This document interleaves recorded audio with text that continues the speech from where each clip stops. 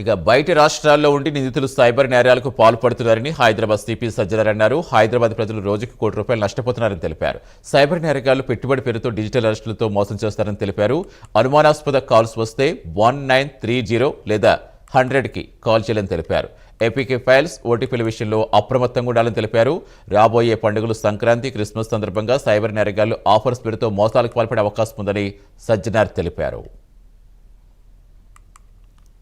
ఈరోజు నేను మన అడిషనల్ సిపి శ్రీనివాసు, మన డిసిపి సైబర్ క్రైమ్స్ అరవింద్ అందరు కలిసి ఇక్కడ మధురా నగర్ రావడం జరిగింది. ఇక్కడ సైబర్ క్రైమ్ అవేర్నెస్ గురించి ముఖ్యంగా ప్రజలందరూ కూడా ఈ సైబర్ క్రైమ్ గురించి ఒక అప్రమత్తం ఉండాలని చెప్పి ఒక సెషన్ ని కండక్ట్ చేయడం జరుగుతుంది. అందరు కూడా తెలుసు, హైదరాబాద్ సిటీ పోలీసు గత 1 నెల నుంచి మంగళవారం లేదా శనివారం ప్రతి కాలనీ, ప్రతి మొహల్లాకు, ప్రతి రెసిడెంట్ వెల్ఫేర్ అసోసియేషన్ దగ్గర వెళ్ళి ఈ సైబర్ క్రైమ్స్ గురించి అవేర్నెస్ తీసుకురావడానికి ఒక కొత్త ప్రయత్నం చేయడం జరుగుతుంది.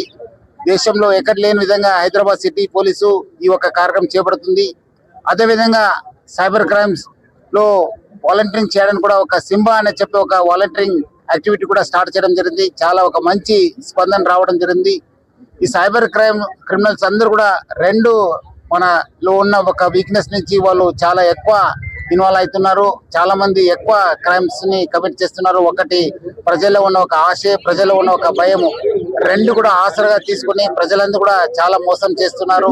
ప్రజలందరూ కూడా అప్రమత్తం ఉండి ముఖ్యంగా ఈ డిజిటల్ అరెస్ట్ లేదా ఇన్వెస్ట్మెంట్ ఫ్రాడ్స్ గురించి బాగా మనకు అవేర్నెస్ తీసుకురావాల్సిన అవసరం ఉంది. ప్రజలు కూడా ఎట్టి పరిస్థితుల్లో ఎవరో ఫోన్ చేసి మీకు మీ యొక్క ఫ్యామిలీనో, మీకు ఒక సన్నో, మీ ఒక డాటరో క్రైమ్స్ లో ఇన్వాల్వ్ ఉన్నారు, సిబిఐ, ఈడీ లేదా బాంబే, హైదరాబాద్ పోలీస్ అని రకరకాల పోలీస్ పేరుతో బెదిరించి మీ అందరు కూడా డిజిటల్ అరెస్ట్ అయినారు, మీరు